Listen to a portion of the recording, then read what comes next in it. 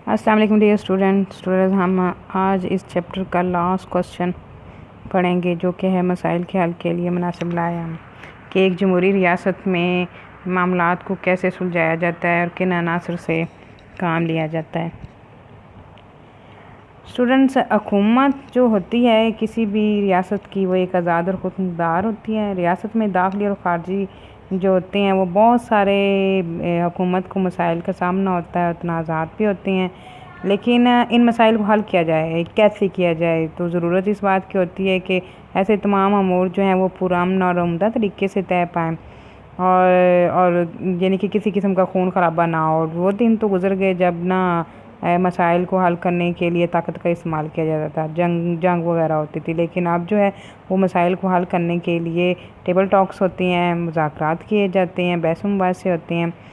तो इस तरह तनाज़ात को हल किया जाता है। दो फ़रीक़ों के दरमियान भी इस तरह हल किया जाता है और दो ममालिक के दरमियान भी टेबल टॉक्स के ज़रिए मसाइल को हल किया जाता है। तो एक जमहूरी रियासत में मामलात को सुलझाने के लिए जिन अनासर से काम लिया जा सकता है और लिया जाता है वो ये हैं। सबसे पहले तो कायदाना सलाहियत होनी चाहिए। कोई जो भी एक जमहूरी रियासत का सरबराह होता है उसके अंदर कायदाना सलाहियत होती है। कायदाना सलाहियत की मिसाल हम कायदे-ए-आज़म मोहम्मद अली जिन्नाह से हमें मुकम्मल तौर पे मिलती है कि वो सच्चे और ईमानदार और आला पाए के लीडर थे। उन्होंने अपनी कौम को इकट्ठा किया और फिर उनको कौम को एक मकसद दिया और फिर उस मकसद को हासिल करने के लिए कौम की रहनुमाई की और कौम ने उनका साथ दिया और उनको मतलूबा जगह पर ले आए, मतलब उन्हें पाकिस्तान जो है ना वो हासिल किया।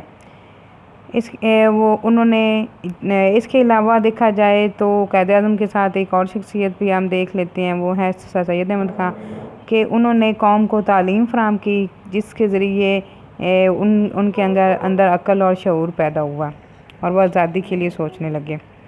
तो अगर हम जमहूरी रियासत में देखते हैं कि कायदाना सलाहियत के हामिल उनका रहनुमा लीडर होना चाहिए, तो वो हमें कायद-ए-आज़म मोहम्मद अली जिन्नाह उसकी मिसाल जो हमें कायद-ए-आज़म मोहम्मद अली जिन्नाह में नज़र आती है। जमहूरी रियासत बेटा क्या होती है? जमहूरी रियासत होती है कि एक ऐसी रियासत जिसके जो लीडर्स हैं और जिसके जो नुमाइंदे होते हैं वो अवाम के अंदर रहते हैं और अवाम ख़ुद उन्हें इलेक्ट करे अपने वोट्स के ज़रिए। यानी कि अभी जो इलेक्शंस होती हैं उसमें सारी अवाम जो है वो वोट करती है, तो वो अपने नुमाइंदे और अपने ही अंदर से नुमाइंदे इलेक्ट करती हैं जो असम्बलियों में बैठ के इनके मसाइल को हल करते हैं, क्योंकि वो उनके मसाइल उनके इलाकों से गए होते हैं, तो इसलिए वो उनके मसाइल बड़ी अच्छी तरह से समझते हैं और उनको हल करते हैं। ये है जमहूरी रियासत। तो मुज़ाकरात और दूसरा जो है जमहूरी रियासत में क्या होना चाहिए कि अगर कोई मसला दरपेश हो तो उनको बैठ के मुज़ाकरात से हल करना चाहिए। और मुज़ाकरात जब होते हैं तो ऑटोमेटिकली उसमें बहस मुबाहसे भी होते हैं दोनों फ़रीक़ैन के दरमियान और उसके बाद तनकीद भी होती है। तो जो एक अच्छे जमहूरी रियासत का वो रहनुमा होता है, जो उसका सरबराह होता है, वो मसाइल को हल करने के लिए मुज़ाकरात से काम लेता है और वो तनकीद जो है वो भी बर्दाश्त करता है खंदा पेशानी से, और अगर वो कोई गलत काम कर रहा हो तो वो उसको ठीक भी करता है।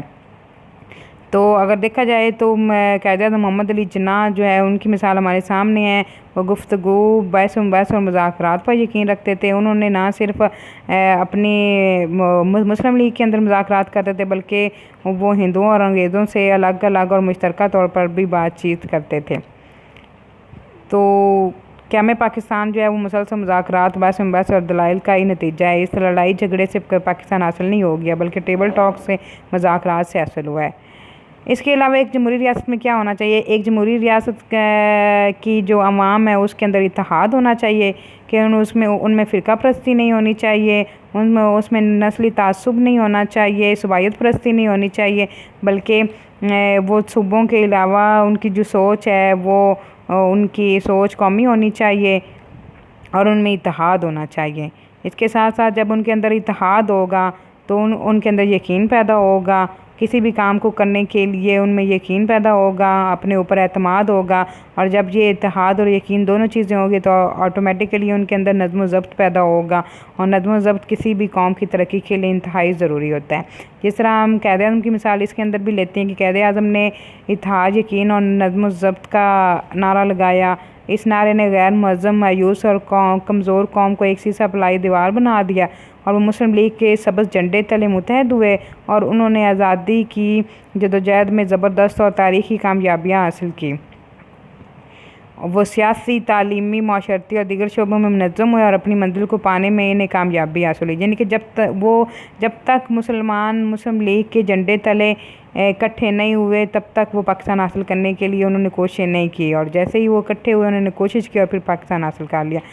تو اسٹوڈنٹس، تو یہ وہ عناصر ہیں جو ایک جمہوری ریاست میں ہونے بہت ضروری ہیں۔